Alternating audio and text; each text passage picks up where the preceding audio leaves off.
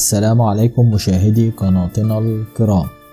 شيء مبهر جدا عندما يسعدك الحظ وترى مثل تلك الطائرات الضخمة، فمنها طائرات تجارية والأخرى لنقل البضائع، وهنا تظهر مدى تقدم التكنولوجيا في مجال صناعة الطائرات. فهذه الطائرات الضخمة تتحدى قوانين الفيزياء العالمية بالفعل. واليوم في هذا الفيديو سنشاهد معا أضخم الطائرات العملاقة التي تزال موجودة إلى الآن في الخدمة. تعتبر طائرة إيرباص A380 أكبر طائرة ركاب في العالم، فهذه الطائرة ذات طابقين وتعمل على 4 محركات نفاثة. تتميز الرحلات بهذه الطائرات بكونها مريحة عند السفر لمسافات طويلة، فتوفر مقصوراتها مساحات واسعة جعلتها الطائرة المفضلة لدى الركاب والطاقم على حد سواء. قامت الطائرة بأول رحلة تجارية لها في 25 من أكتوبر عام 2007 مع الخطوط الجوية السنغافورية. أطلق عليها لقب سوبر جامبو كونها أكبر طائرة ركاب مدنية حديثة، فهي بمثابة أعجوبة تكنولوجية. ورغم ذلك قررت الشركة أن تقلل إنتاجها بسبب قلة الإقبال عليها من قبل شركات الطيران، بسبب استهلاكها الكثير من الوقود، إضافة إلى صغر المدارج بالعديد من بلدان العالم، ولا تستطيع الطائرة الهبوط بها نظرا لكبر حجمها. فتعاني الطائرة ذات التكلفة العالية في المنافسة مع الطائرات الأخرى ذات الطراز الأصغر حجما والأكثر كفاءة. تعتبر طائرة إيرباص بلوجا من أكبر طائرات الشحن في العالم، فتتميز هذه الطائرة بجسمها الضخم. تستعمل الطائرة من قبل شركة إيرباص لنقل أجزاء الطائرات التي تصنعها بين مختلف المصانع ومراكز التجميع. صنعت أجنحتها في بريطانيا وهيكلها في ألمانيا وكمرة القيادة في فرنسا. تعد البلوجا من أكبر الطائرات حجما، إلا أن قدرة الشحن بها 47 طنا فقط، وهذا ليس الأكبر في العالم. ويوجد من طراز هذه الطائرة 5 طائرات فقط، ويتم استخدامها أيضا في شحن الأشياء الأخرى كنقل مكونات محطة الفضاء الدولية والآلات الصناعية والطائرات الهليكوبتر. وسميت بهذا الاسم نظرا لشكل هيكلها، فهي تشبه الحيتان بالفعل.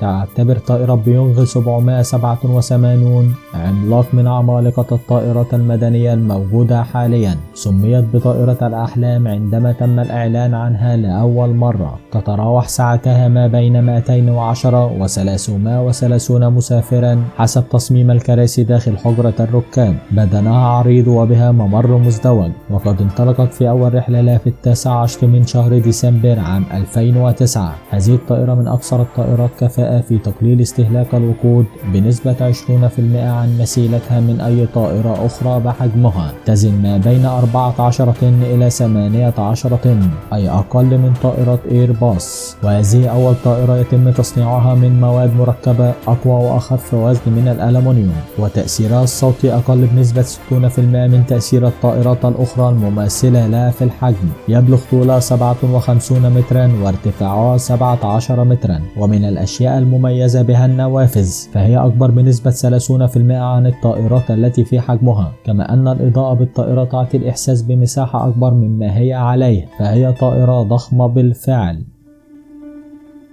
تعد طائرة ستراتولانش هي أكبر طائرة في العالم. تحمل هيكلان متصلين ببعضهما البعض مع 2 من كمرات القيادة المنفصلة، وقد تم تصميمها من أجل إطلاق الصواريخ إلى ما يعرف بالمدار الأرضي المنخفض، والذي يكون فيه معظم الرحلات الفضائية وكذلك الأقمار الصناعية ومحطات الفضاء الدولية، وهو ما يعني وجود الصاروخ على ارتفاع بين 152 كيلومترا و 1931 كيلومترا فوق سطح الأرض. تم تأسيس شركة ستراتولانش بواسطة بول ألان، وهو أحد المشاركين في تأسيس شركة مايكروسوفت، ويأمل أن يستطيع يوما ما إطلاق صاروخ بحجم مكوك فضاء ناسا إلى الفضاء. أجرت الطائرة أول رحلة تجريبية لها في عام 2019 في كاليفورنيا بالولايات المتحدة الأمريكية، ويبلغ طول جناحيها 117 مترا، ما يجعلها أعرض من ملاعب كرة القدم وأعرض طائرة في العالم. ويبلغ طول الطائرة نفسها 72 مترا وارتفاعها 15 مترا. مترا، ويبلغ وزن الطائرة 227 طنا، وتمتلك 6 محركات توربينية عالية القوة وبها 28 عجلة. تصل سرعتها على الأرض إلى 74 كيلومترا في الساعة، وفي السماء وصلت إلى 304 كيلومترات في الساعة على ارتفاع 5200 متر عن سطح البحر. صنعت طائرة أنتونوف N-225 في عام 1988 لكي تستخدم في برنامج الفضاء السوفيتي لحمل مكوك الفضاء بوران، وكانت هي أكبر طائرة في العالم قبل صناعة طائرة ستراتولانش. ولكن إلى الآن تعتبر طائرة أنتونوف N هي أثقل طائرة في التاريخ بوزن 640 طنا، والآن يتم استخدامها كطائرة شحن استراتيجي، وذلك لكبر مساحة سطح الشحن داخلها، فهي تستطيع حمل أي شحنة فوق الثقيلة أو الثقيلة جدا حتى وزن 250 طنا. فلديها 32 عجلة في كل جهة من الخلف ومن الأمام، وتحمل على أجنحتها 6 محركات، ويبلغ طول جناحيها 89 مترا، ويصل طولها 84 مترا. ف35% من مطارات العالم لا تستطيع استقبالها لكبر حجمها عن المدارج الموجودة بها، كما تتطلب مدارج يزيد طولها عن 3500 متر لكي تقوم بالإقلاع. وقد صنعت طائرتان منها، ولكن هناك واحدة فقط في الخدمة الآن، ووضعت هذه الطائرة في موسوعة جينيس للأرقام القياسية لكسرها 240 رقما قياسيا. تعتبر طائرة توبوليف TU-160 قاذفة قنابل استراتيجية تفوق سرعة الصوت. صممت هذه الطائرة من قبل مكتب تصميم توبوليف في الاتحاد السوفيتي، طولها 54 مترا، وتصل سرعتها إلى 850 مترا في الساعة. تم صنعها عام 1987، ويوجد من طرازها 16 طائرة، وما زالت في الخدمة إلى الآن في القوات الجوية الروسية. على الرغم من أن هناك العديد من الطائرات المدنية والعسكرية الأكبر حجما، إلا أن هذه الطائرة تعد الأكبر من حيث قوة الدفع، والأثقل من ناحية وزن الإقلاع بين الطائرات المقاتلة. فحطمت هذه الطائرة الكثير من الأرقام القياسية، مثل الطيران لمسافة 1000 كيلومترا مع حمولة 30 طنا، ويسمونها بالبجعة البيضاء بسبب شكل هيكلها، فهذه الطائرة قوية للغاية.